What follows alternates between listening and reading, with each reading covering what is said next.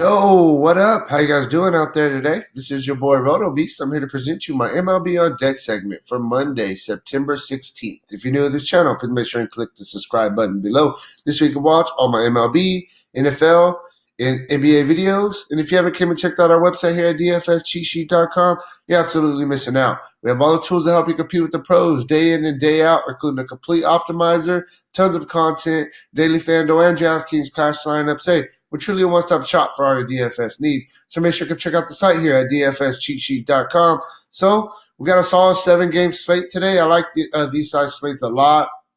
Yesterday, NFL went very well. 2-0 to start the season for the money team. Cash lineups hit all entries, GPPs, quadruple ups, double ups, 50-50s, everything. Hey, it was a good day. I'm trying to keep the money rolling in. And yeah, man, let's jump into this video. Real quick before we do, if you guys don't mind, please take that quick second, click the like button down below. Helps me out. Really, really appreciate that from you guys. And yeah, let's jump into this video. So we'll start with the main event, man. You got Coors Field on the slate. You got Colorado and the Mets going at it. The Mets are looking like the team that you kind of want to attack in this spot a little bit more. Colorado has a little bit tougher matchup going against Mets, but you still want to consider some of the Rockies. They're in Coors Field, balls fly, winds blowing out 10 miles an hour.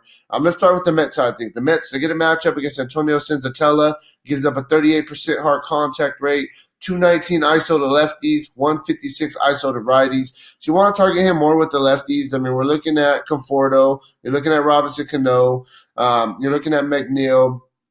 And basically, you're still throwing in the righties. I mean, don't get me wrong. Pete Alonso is definitely still in play. Ramos in that 4-hole been swinging a really good bat. I mean, you can look at J.D. Davis, Brandon Nimmo, Rosario. They're all in play. Mets are fighting for a playoff spot right now, and these games really, really matter. And they're playing with the chip on their shoulder. So I like the Mets a lot today. They're probably going to be the top team to target today. It's just can we fit them in or can we not fit them in type situation. Then we'll go to the Colorado side of things. They get a matchup against Steven Matz, 37% hard contact rate, 212 ISO to lefties, 181 ISO to righties. It's Blackman, Story, Arenado, Murphy, Desmond, McMahon. It's their top 6 guys are the guys that I'm really going to be looking at. Rockies, they're kind of having a down year. Some of these guys are not necessarily having the seasons a lot of people expected, but there's still a lot of power and a lot of upside in this lineup, and especially at home in Coors Field. They're going to probably be a little bit lower owned than they should today, going against Mats, and I like them as well. So getting out of Coors Field, next game we are going to go with the A's. They get a matchup today against Glenn Sparkman. The A's are one of those other teams that they're fighting for a playoffs positioning in the AL. They're trying to get that last wild card spot. They're playing some really good ball right now. They're swinging. Everybody. It seems like everybody on this dang team's on fire. I like the A's a lot, man. I think it's a really good spot at home, in front of the home crowd. You're looking at Simeon, Grossman, Chapman, Olson, Canna. Chris Davis in that 7-hole has a little bit of upside right there. Yes, he's having a bad season, but he has doubled on the upside. We know that from Chris Davis, and you can even look at Profar. Profar's having a pretty good season in the bottom of the order as well. Next, we will go to Minnesota. I like the Twins. They get a matchup against Ronaldo Lopez. Gives up a 35% hard contact rate, 199 ISO to lefties, 219 ISO to righties. And these Twins are another team. I mean, they've been swinging a good bats all year. Ton of pop in this lineup. We're looking at Kepler, Polanco, Cruz, Rosario, Sano. Even Marvin Gonzalez gives us a little bit of upside. Down in the 6-hole if he's going to get some RBI opportunities. Cron you could throw in there as well. Has some big time pop in his bat. Wind is blowing out to right center at 10 miles an hour, so it just kind of gives them an added bonus, especially to the lefties. If they can hook a ball, they can definitely get that blown out by the wind. Last team we'll talk about bat-wise, I'm going to go with the Chicago Cubs. They're another team, we talked about battling for a playoff positioning right now and, just trying to get in the playoffs in general in those wild card spots. The Cubs are another team just like the Mets. They get a matchup today against Kevin Gausman, gives up a 40% hard contact rate, 185 ISO to lefties, 163 ISO to righties. We're looking at, probably a little bit more of the lefties, but, I mean, both sides are definitely in play. Rizzo, Castellanos, I know he's a righty, but he's been the Mets MVP since being traded over.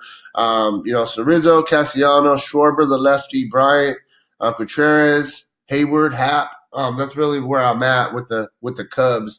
Those guys definitely have some upside, not necessarily haven't showed it so much this year, but it's there. Also, they're in Chicago, wind's blowing out 6 miles an hour to straight center field. That gives a little bit of bump. Hopefully the wind picks up even more. That would be an added bonus to this game.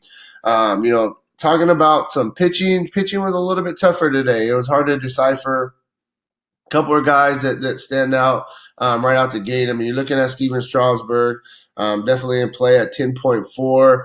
Robbie Ray. Robbie Ray's a tough one, a tough pill to swallow just because we played him last game against the Mets, and he was out in the first inning, got us a negative 10. Robbie Ray's a guy, it's all about command with him. If he's controlling the ball, if he's controlling his pitches, he does well. If he's all over the place, he's going to walk a lot of people and give up some home runs.